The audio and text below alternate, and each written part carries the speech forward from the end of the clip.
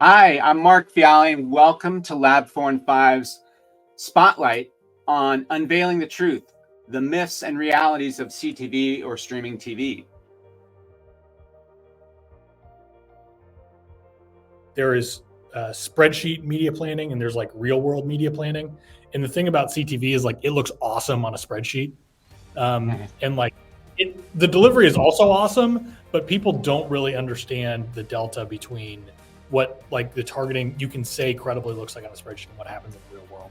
And so like I'm excited to be a part of this and like talk to some of you all about where those things are, because I think it is, while it may not hit all the specifications that people promise, it's still a great product and still most of the time delivers on the targeting options. There's just this sort of discrepancy between what people think and what happens in the real world. But I think, the real challenge here is that for years we, sort of fell prey to what we thought was capable with digital targeting and measurement, specifically within programmatic and display. And when CTV came out, we thought, great, this is our chance to apply all of that to linear TV, when to be honest, it wasn't that good to begin with. And so I think we're taking a forced step back to really say, people used to and still do invest millions of dollars in TV, and it worked for a reason. And without being able to track every single impression and every single conversion, we still knew that it was having an impact on our sales and on our campaigns. And so how do we sort of go back to that broader mindset of looking for the optimal media mix? I've, straddled both sides of the fence on linear and CTV for a long time. And one of the issues that I've seen is in tracking and making sure, because one of the things that we see that breaks a lot is when you start to look at going through the channel from smart TV to IP, which is really fuzzy, to device ID showing up at your website. And there's so much breakage along that road that sometimes I think we are over attributing or even under attributing and using that as kind of gospel. And I'm always a believer you have to look under the hood. I want to target, the brands will say, I want to really fine tune my targeting. So how do you go about that?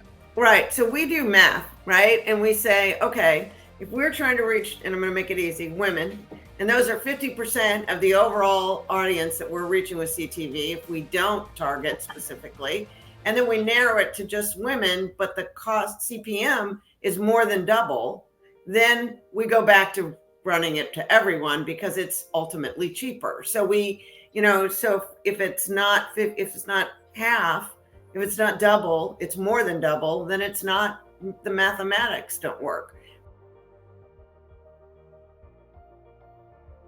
No, I think most of the time we kind of over account and make assumptions about who the audience is without understanding it actually could be anyone. I think to that point, we have, a lot of performance advertisers who this is their first time and they are terrified by CPMs that they actually see. They're so used to paying on the click, where if you actually back it out, the CPMs on CTV are probably lower than what you're paying elsewhere. But it's also about reinforcing this idea of quality. And I think, within the OTT universe, there is so much room for error. Same within programmatic. My nightmare is running across the open exchange anywhere. So trying to explain to them the value of being in places where we can feel confident about where your ads are showing up, confident that, this is an audience likely to buy or likely to buy in the future, and trying to prove out those metrics of, the value of running in a quality space. Because it's like free TV. Yeah, it kind of comes down to the reach conversation. If there isn't one platform anymore that can deliver reach, it's not a one buy. So I always try to talk my clients and my teams through, you have to figure out where your entry point is. Are you looking for specific shows? Are you looking for a specific demo? Regardless of what that is, you're going to be looking at a plan with 4 to 5 partners if you want to reach everyone in its entirety. Reach is the name of the game in my business. Like, you need to reach a lot of people and you need to reach them quickly. And so like CTV is a limited vehicle there, but so is everything else. Like, to me, like CTV is as good as broadcast or cable, and like the numbers back that up. And by as good, I mean, you're picking a third of the audience and you're going with it. The closest we have to the old broadcast is YouTube. And I don't mean YouTube TV, I mean like YouTube. And like that has limits, but like that's as close as you get. And I think we need to like, I keep harping on this, but like we have a mindset problem in this business more than we have a technology problem. And our mindset is what's the thing? And there is no thing. And there's never going to be a thing again. That's how you attain reach, is by using a variety of different things. And then ultimately you start to see reach, because I don't just want to play in DR space. I want to play in the straddling between moving our brand while still keeping in touch with performance. So I actually really like the old, legacy TV model of looking at spikes. Of course, we can't do it on the 4 to 6 minute, but actually setting it up as an incrementality test. Ideally, we pick, work with them to identify the exposed and control states and run it for 3 months and make sure that we actually feel confident in that lift to say, okay, yes, this is having a positive impact. With all surveys, you sort of need to think about the entire funnel. And like people who hang around to click through a survey after the end of a political ad, like think about who those people are for a second. Marketers.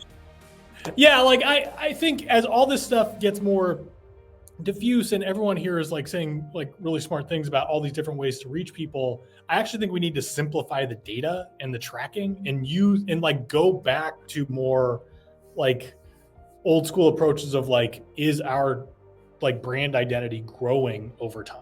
And like, is there overall like, is the trend line to our site and sales and for me votes, like, is that moving in the right direction? As someone who occasionally will like, buy clothes after an ad I saw or something, like I can't remember what it is. And like, I'm in the business. So like the idea that we can cleanly track and cleanly say one thing or another. And like, I know that makes clients really uncomfortable, but I do think that like, we need to, like, if we're going to say we need to reach people in all these different ways, we need to be comfortable with the fact that like the data we get back is kind of messy and it's going to be up to us to like really tell a narrative of how this is all working together rather than be like Instagram ad B6 is the winner and CTV ad C4 is the winner. And if we just run those, we'll have an optimized campaign, because like, we don't know that that's true.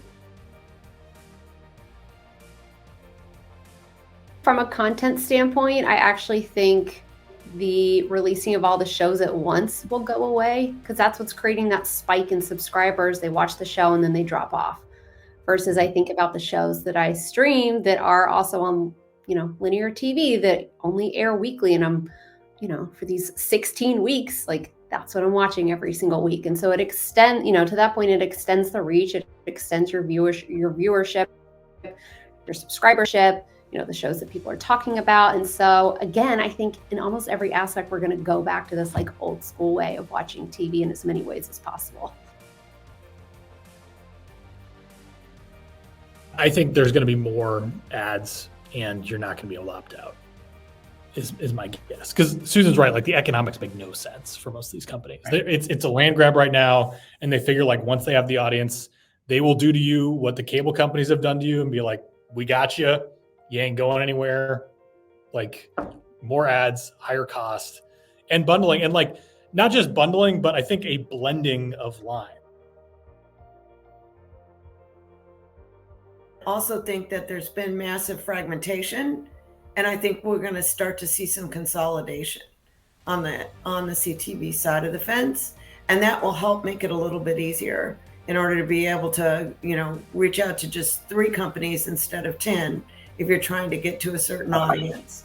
And so I think that would be helpful, because there's got to be a way for us to be able to buy in a marketplace that just makes it a little bit easier.